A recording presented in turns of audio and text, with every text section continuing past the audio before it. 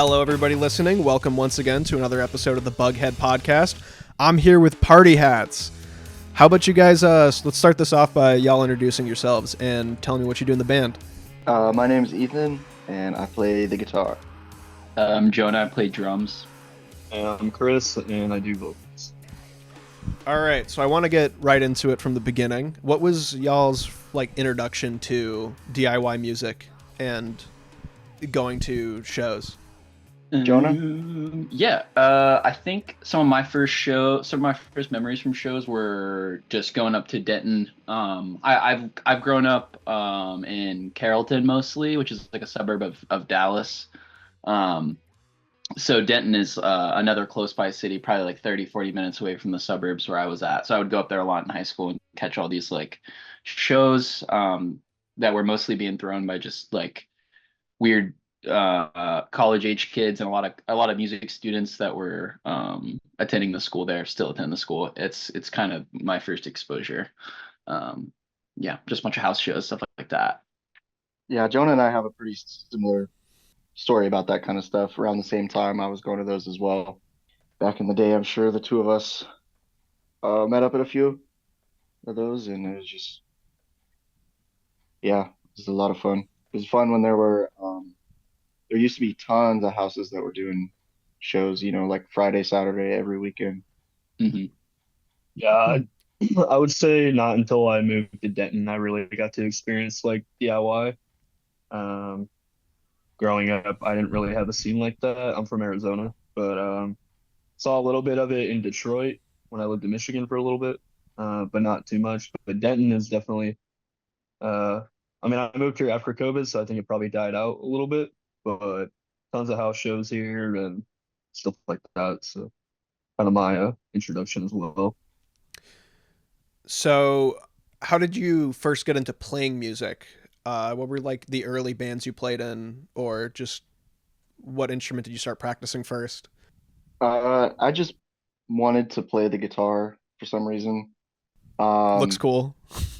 yeah, it looks cool, and I was listening to, I don't know, Nirvana and Green Day and stuff, and I wanted to play those songs, so I took guitar lessons, and then at the music school that I took classes at, they created like a little band with me and like the other students that were there, and we played a recital like once a month, and I did that for a couple years. So I don't know, I had like some stage experience or whatever, for everybody's parents that were in the audience, but it was super fun. Yeah, I think I guess how I started playing was pretty similar to Ethan's story. I was also kind of just doing I had this small school that taught kids how to play in a rock band I used to go to, and they would set us up gigs, and kind of my first more formative experiences being on stage or whatever. But yeah, that gets you out of your comfort zone, when you're little. So I feel like that probably helped us both a little bit. Uh, yeah, as a kid, I got into guitar for a little bit. I didn't get too into it, but my dad played guitar, showed me, bought me one. But yeah, I was just really into music, listening to CDs, singing along, stuff like that. So kind of it for me. Do you have a specific artist that made you want to start playing music? For Chris, it's Linkin Park. Hell yeah. Yeah. Well, yeah, probably. That, Hell yeah. For me, it's Green Day. Yeah, I was gonna say Yeah. I kind of talked about that a little bit, but Yeah. Green Day, yeah, that's funny. Chris likes Blink-182 a lot. We all like Blink-182. Trying to think some of the band. Yeah. What else? You used to bump what did you bump when you were little, Chris? Eminem. Eminem? What did you bump when you were little, Jonah? Dude, Sum Animal 41 Collective. in Green Day. A little bit of Animal Collective as I got a little older. Um, Hell yeah. Oh, they yeah. always make fun of me I always tell this story, but my mom and I went to Warped Tour, Let's go. uh, That's sick. like back in the day. I was like crazy about like Pierce the Veil and stuff. They didn't even play that year that I went, but I don't know. Bands like that I was big on when I was in like when was that? I was in sixth grade, I think. It was 2014. Pierce the Veil was like the best out of any of those kind of Warped Tour bands, or one of the best, in my Yeah, opinion. definitely. I still go back to them like a lot. Uh yeah. So does what's the origin story behind Party Hats itself? How did this band come together? Jonah? Chris and I met. Yeah, Chris and I met online a while back. I guess I don't remember the exact. I think it was like maybe 2019 or 2020. We started talking online, and then I had known Ethan from a little bit previous to that, probably a couple years previous to that, like through skating. Um, and just mutual friends in the area. So Ethan and I were already jamming a bit, and I knew Chris online, and Chris came and like recorded some music. Just took like a small trip to Texas, and then we ended up all just kind of moving in together, and with our other friend, and then we kind of so the formative Party Hats was us all living together, kind of making the songs under the same roof. All right, you guys met through skating. Ethan and I, yeah, yeah, and then also, I mean, it's honestly similar with Chris and I too, because we've kind of all like skated and been involved with that culture, and yeah, fingerboarding as well. Like, Yeah, um, I mean, me and you connected a lot on music alone, but like true. we would not have met without skateboarding. We had a mutual friend from Chicago that was from Texas that I met in Chicago because I lived in Detroit, so it wasn't too far away. And I go out there, and then one day, he just sent me Jonah's account, and he was like, "Dude, this dude is super into like the same type of screamo as you. Like, y'all should like chop it up." And so we did, and then it just got to the point where like we were talking about music like every day. But it was because of a mutual like skate buddy. Are you guys still involved in skateboarding? Do you still skate often? Not a whole lot, at least for me. Not really, but we just dropped fingerboards, so that was Yeah, cool. I Hell yeah, I'm gonna have think to we get all one of fingerboard those. a good amount. Just for the love of it. Yeah. So where exactly are you guys, or is Party Hats based out of? What specific city and state? Well, at the moment Denton. we're all kind of spread out right now, but when we lived together it was in Denton, Texas. It's like 45 minutes north of Dallas. Yep. What was the scene out there like when you first moved in together? It was kind of budding, I think, because it was like I said, it was kind of like the early formation of us meeting was kind of like just after COVID. So it's just slightly post COVID. So it was kind of like things were coming back. Um, Newer house venues were opening. So we were fortunate enough to like land our first show at one of those venues that it quickly came about after quarantine and everything. And I think at the time there was probably only like maybe one or two other places that were throwing shows. So it was definitely like pretty closed off when we first started, just because of the circumstances. But years previous to that, always tons of shows, tons of places to play, and then quickly like momentum picked up with the scene. Not because of our doing, but just because things were open again and shows Mhm. are happening, and there's lots of bands that There were was a waiting to ton of play. noise shows, Yeah. like a ton of noise and like psych rock. I don't know. Was that like a trend in Denton? I don't know. Do y'all remember? I feel Yeah, like there's I always used to been a see lot of so, psych rock. yeah, it was Yeah. cool, but there was a ton of like noise and stuff. Like, have you ever heard of Venus Twins? Like, they were killing it out here at that time, but then they moved to like New York. I've heard of Yeah. Venus Twins, I think. I was about to ask, like, what kind of bands were you playing with, and what kind of venues were you in in the early days of the band, in the band house days? A mix of everything, honestly. Slowcore. We played with this band No Place Like Home a lot, and they were like the closest like to what we were trying to get at least like instrumentally, because they were just like an instrumental math rock band, like super sick band. But yeah, there was like punk, slowcore, and then again like a lot. I feel like we played a lot of shows with like psych rock bands and stuff like that. Played a couple of like metal shows shows, like one or two. Yeah. Yeah, but we also have a few spots in Denton. It's like we would go to Fort Worth and play this house a lot, but then occasionally a house show in Denton, but then we would also play like a bar or like a venue bar. Mm-hmm. There's like a few spots in Denton where they're like there's Andy's bar and then there's like Rubber Gloves, and those are like the two spots everybody just kind of like fights over the book almost because like every show in Denton happens at one of the two places. But yeah. Who are your some who are some of your favorite bands to play with now?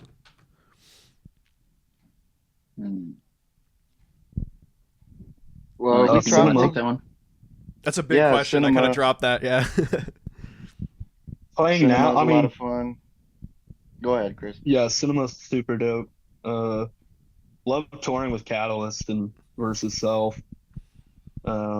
Yeah, it just depends. I don't know. This band Two Nights is well, we only play with them once, but also they have like multiple bands, so like this band Skimp and stuff like that.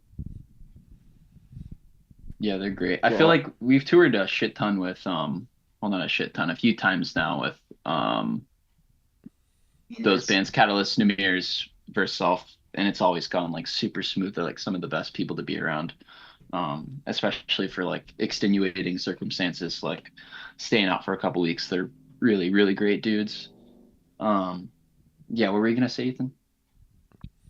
kind of the same thing. Just that our experiences traveling, with say Catalyst or Verself or Namir's like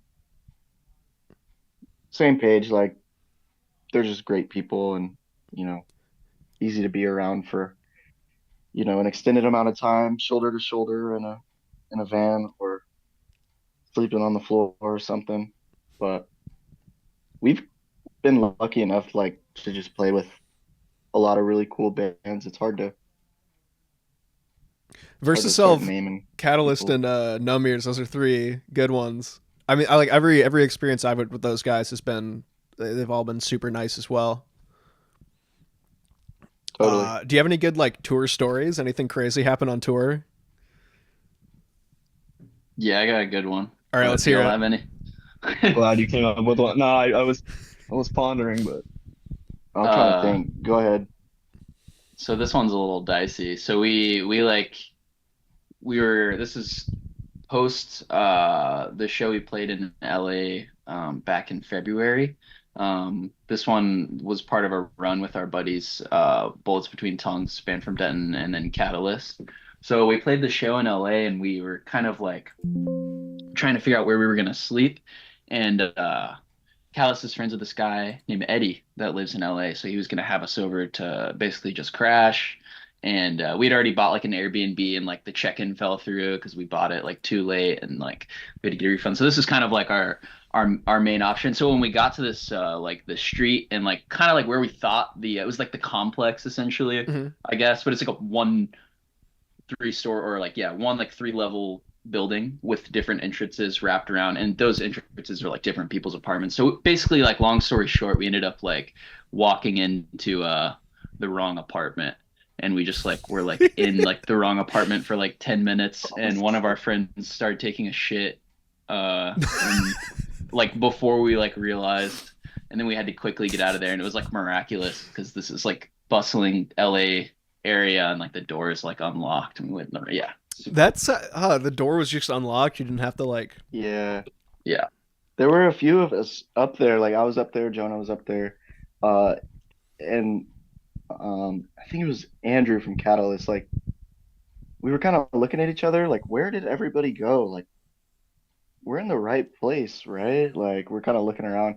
And then I saw Dave from the window, like out on the street, look up at me and like shrug. And I was They're like, all just like I don't know where we are right now. So we were like, yeah. Anyone else got a good tour story? That's a pretty good one. I don't know. Nothing besides just getting sick and shit like that. But long drives and getting sick, Yeah, that sounds driving all dope, through the dude. night. Yeah. Yeah, we drove like I think one of the most fun times I had, even though it was grueling, was like our we did like an 18-hour drive back from wait, where was that back from? New Mexico? Or no, for straight from San Diego. We took a San break. Diego, yeah. Yeah. So our drive back from San Diego was super sick, and that's like super long, and I don't think anything too crazy happened. I lost my favorite hat, it flew out the window. It's not too eventful of a story though. It's a sad story. Yeah, that's kind of a bummer. He was so bummed. He was just, what were you doing? You were just like Spitting out of the waving your, sandwich. It's a gross sandwich. yeah, and off. Yeah, man, that was crazy. That was insane. Dude, our most recent trip, we played in Miami, and then we had to play in Atlanta the next day. So as soon as the show was over in Miami and we packed up, we just started driving Yeah, it's not a through the short night. drive. No, we drove all No, it's night, long as hell. It Like was like even and 13 like thinking it's hours shorter straight. too. Yeah. I couldn't sleep the whole time. I was up all night. No, that's when I was sick too. That's literally what I was talking Yeah, about. Just being sick as hell, like that whole drive, like in the middle of the night. That was, and then in the morning, yeah, that was. We were Anyways, already seeing fucked by the time we got to Miami. Like we were like already so cooked. I feel like all of us. I don't know. I was yeah. tired. yeah. The But anyway, the drives for tours out where you guys are, and even like down around Florida and the South, way longer than anything that I've like been used to. You were talking about this a little bit for before the interview started. How like up here in the Northeast, everything's 45 minutes to 2 hours away, like maximum. Where you guys are, it's like you can drive for 5 hours in Texas and still be in Texas and not where you need to be.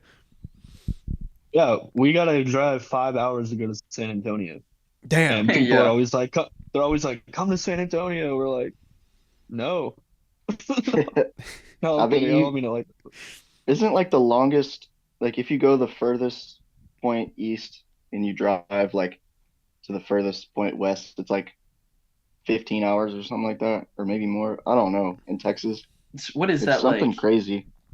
I don't want to sound like a moron, but isn't that like a quarter of the country or like half the country? Like ish? No. Uh, It's a lot. It, I mean, that's wide. wide. Yeah, that's I wide. feel like it would be. I feel like the widest point of Texas all the way through, like on the 10, like that's like Oh, 900 it's like miles. pretty damn far, dude. yeah. I'll say, I'll say, I know this for a fact. If you're in El Paso, Texas, which is super far, west, if you're in El Paso, you're closer to LA than you are to the other side of Texas going east. Yeah, that's trippy. Apple fact. They need to cut that Yeah, state fun up. fun fact. It's too big. They need to turn it Yeah, into we like need to four different secede. states. Secede. Yeah. Become Yeah, your own country. not to get political on here, but I'm just kidding. All right, I want to talk about some of your releases. Let's go back to 2022.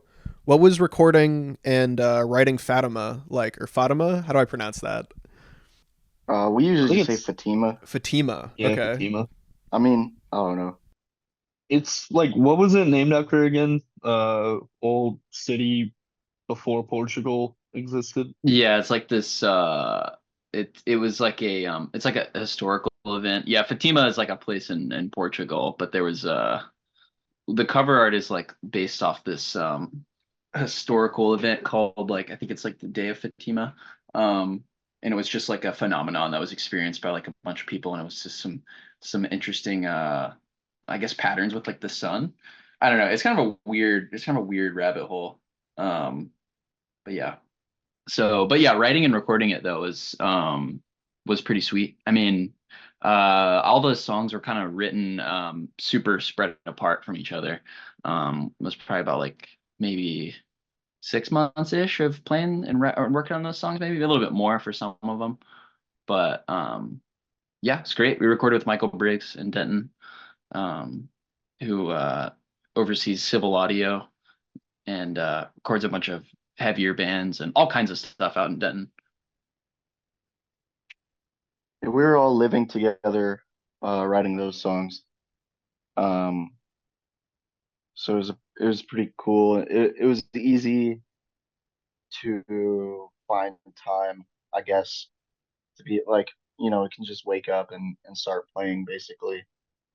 That's where all those songs came from. So, how did that differ, if you want to go in a little bit, to the writing and recording process of Autobiographic Autopsy, your 2023 EP? It's almost kind of the same, except Ethan had moved out. Uh, but a couple of those songs I think were written while you still lived here, like at least Fishhook in my big fucking head. But then Jonah still lived here. I still live here actually at the place. But they would just have to come over, or Ethan would have to come over, and then Jonah moved out next time around.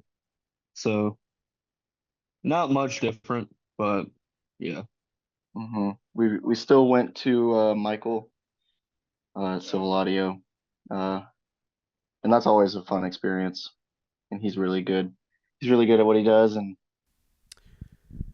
Do you have any like specific references, whether that be other songs or other pieces of art or just anything from life that you're pulling from to write your music that you can like point to specifically? I think we take a lot of different stuff in. I think it helps that we have like common ground as far as a lot of it goes. As far as local stuff, we have a lot of common ground with bands, and then just if all assorted musical influences in regards to like heavy music. Um, but yeah, I think for me, just going to shows is like the most like kind of moving part of it because it kind of showcases everything you could and couldn't be doing, I guess. Um, yeah, so shows are super important to me going to those, and I need to get out to more. Um, yeah, what about y'all? Yeah, I mean, I think we pulled a lot from like the late 2000s and like early 2010s, like screamo scene, but then also kind of just in the midst of that wanted to be like a little bit heavier at times, but not, I don't know, not stick to like one sound too much, but also not stretch too far from like what we were starting off as. Kind of what we just say a lot, like want to be like kind of like twinkly screamo, like bands like Law and Shrek, and we also like really enjoy some bands from here like Father Figure, and there was another band from Fort Worth called Innards that was like a big inspiration for us.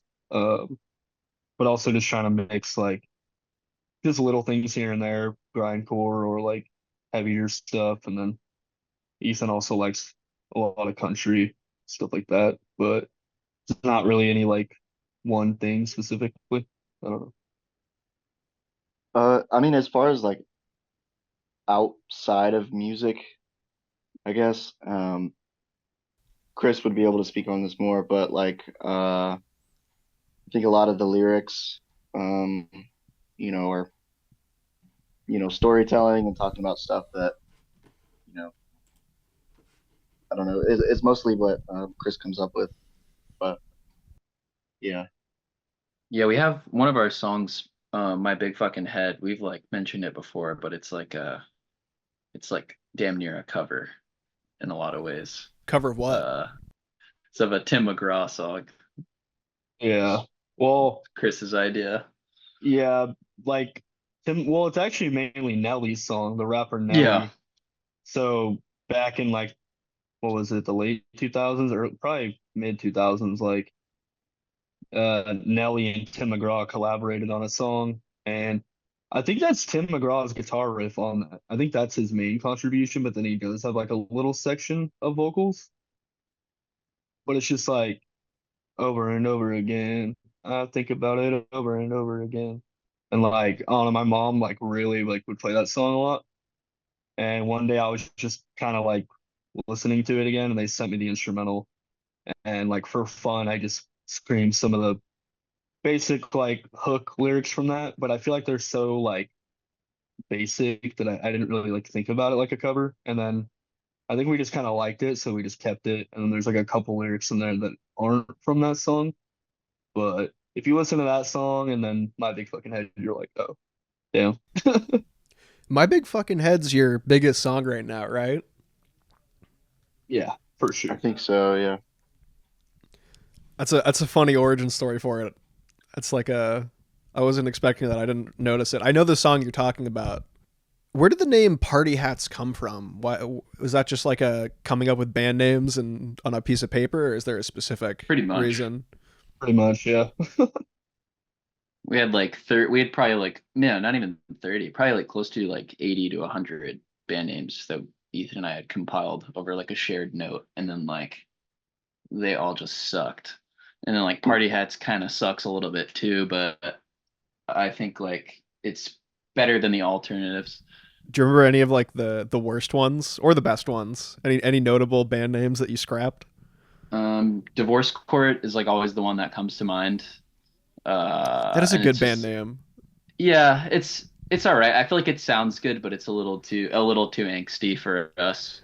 I could see like a Uh, beat down hardcore band using that. yeah, yeah, yeah. What did do you remember any other Yeah. ones? I just remembered one. I don't know if you remember this. Everything in boxes. Oh yeah, yeah. That's That's emo, not him, dude. but Yeah. Right. that sounds like such a solo acoustic scram project or something. Like It's like a Yeah. Jeff everything in Rosenstock boxes. reference Well, almost. this started off as a solo thing, but now I got a band for it. Uh, What other emo or screamo music have you guys been listening to recently? What's been in the playlist on rotation? Mm, New cinema album yeah, slash yeah. cinema EP, for whatever sure. you want to call it. Yeah, Skimp. Been listening to a lot of Skimp. Yeah, I've been listening to this guy called Namdi. Oh, is Um, that Mm, that? Wait, Namdi? How's that spelled? it's like Nnamdi. He's the drummer from oh my God, I'm blanking on the name. Monobody. Monobody. Yeah, yeah. That Somebody guy's was telling me I had to listen sick. to Namdi recently. Oh, I was really into his album Drool back in Yeah, like yeah. yeah, back when that came out. I was into that album. He's got I don't want to quote the album name wrong. The album, one of the old ones he has, yeah, Despondent. The super like minimal graphic. That one's super crazy. It's like very, very aggressive, fast math rock. With like really, really cool vocal melodies. Like, Oh, uh, we're thinking of Are we thinking of the same guy? I you can't know, find yeah, that. he has like a lot of hip hop music too. Okay, He okay. does like a bunch of different stuff. He's great though. That So I guy's got to awesome. dive more into Namdi, I guess, because I did like that album Drool, but I never really went deeper than that. I think it appeared in my Discover Weekly or something back in high Yeah, school. hell yeah. Yeah, he's super talented. What Fake Pollux too. Yeah. My bad. no, you Fake can Pollux. That, and I mean, you kind of call him emo, but more math rock. what like Uh, non-emo stuff are you guys listening to? I want to hear that too. Amelia's best friend. Uh, Yeah. What's that? I was bumping into this one. That's Ethan's other band, but it's more like pop indie rock. Mhm. Really cool though. Amelia's best friend. Um, Yeah, I listen to you know, Bats a lot. Um, it's like a electronic musician, and yeah, Blithfield. It's another good band. So I just heard about Amelia's best friend. What other side projects or solo projects do you guys got going on alongside Party Hats? I do another thing with my friend Alexa, called Shooting Birds. And that's also kind of a pop, like alternative thing. It's pretty slow. Yeah, it's just the two of us. I did the instrumentals on GarageBand and then sent them to her and she sang on them. And yeah, that's kind of it for me at the moment. Yeah, I play with band in Denton, like a rock band called A Brief Memoir, and then also in a band called My Point of View. It's like kind of slower like indie math rock kind of stuff. And yeah, various other stuff. There's tons of cool people in Denton to jam with and make music with. So as well as Austin. So we're definitely playing with a bunch of our friends a lot. Yeah, I had one thing. It's dead now, but it was called In Good Hands, and it's on like pretty much just Bandcamp. I think I have some things on YouTube, but it's just like darker screamo, I guess, kind of grindy, but blackened scrams, I guess. I just did it with one buddy. Do y'all have any non-music artistic pursuits or projects right now? I'm about to try to learn how to sew. That's sick. I I like I used to help my mom like hem my pants and stuff when I was younger, and I don't know. Recently, I was just like, I want to get a sewing machine. So this weekend, I'm gonna get one and then try to learn how to do like I don't know. I might make like a pillow or like something easy. I don't know. Can you help me with some patches? Just kidding. Yeah, I could probably do For my that. band. Yeah, for your band. Yeah, I got like I don't know. I'm kind of short, so I always need to hem my pants or just like roll them up or cut them or something. And but I was like, I'm just gonna start like I don't know, start making it look a little bit better. Yeah, I need to learn how to properly hem my pants because I can do it, but I wouldn't say I'm necessarily great at it. I'm also short, so. Everyone else, you got any artistic projects outside of music? Not too I had a much. podcast. You had Yeah. a podcast? What was the podcast? It's called How Can I Forget? It's not, I haven't done one in a few months, but I would just interview people, usually one-on-one. Uh, Pretty much anyone that I know, primarily screamo, but yeah. Okay, so like a I similar had thing. Greg. I had you interviewed Versus Self recently. I had Greg on there, the original drummer of Versus Self. Okay. Um, but yeah, just mainly homies and stuff like that. Cool. Do you have any even outside of like creative stuff? What hobbies do you have outside of music? Fingerboarding Fingerboarding. Let's go. for sure. And then I'm pretty into like craft beer, just trying a bunch of new beers and stuff.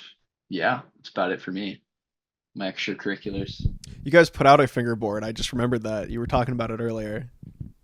Yup. I feel like part of the current rise and revival of screamo music has been like within skate videos. I think skate videos have helped with that the repopularization of screamo quite a bit. No, I'm glad you point that out because a lot of people like don't realize it or won't say like speak on it. Yeah, I mean, I found, I think the first band I found even before like I found it through my local music scene within the screamo revival was Catalyst, and that was from like a local skate video. But alongside like these skate videos repopularizing screamo, I feel like fingerboarding. Everybody I meet that's into screamo also is a fingerboarder. They all got their like setup that costs just as much as an actual skateboard. Yeah, hell yeah.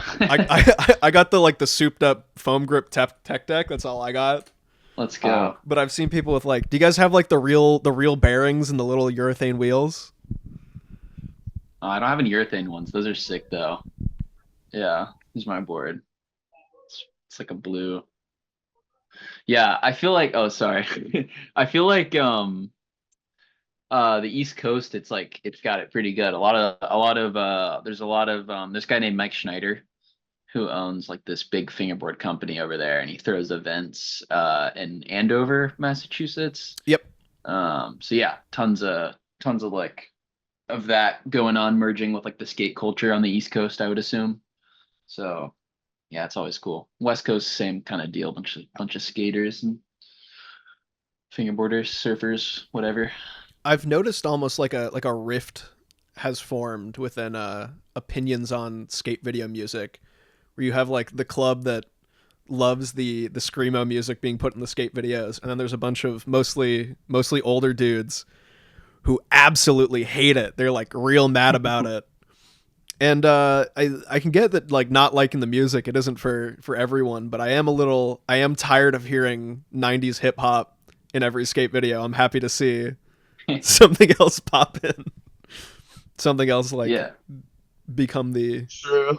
I mean, I can see how it's getting definitely like a little overcrowded. Yeah. It's like there's just so much more to use. I mean, there's just yeah, like, billions and billions of songs out there. So like, I can see how, but like if you made a video and you use like one song, like that's pretty sick. But it doesn't have to be like, I don't know. A lot of videos now, it's like every single song is screamo. Yeah, it's like, damn. I don't know, I want to hear something else now. But have you guys been using in a skate video that you know of yet? Anything notable? I know there was some homies. guy. Yeah, homies for sure. There was a shop in Colorado that I think wanted to use one of our songs. I never really heard what came about with that. But probably, yeah. We're on some like bunch of TikTok skateboarding videos. Pretty cool.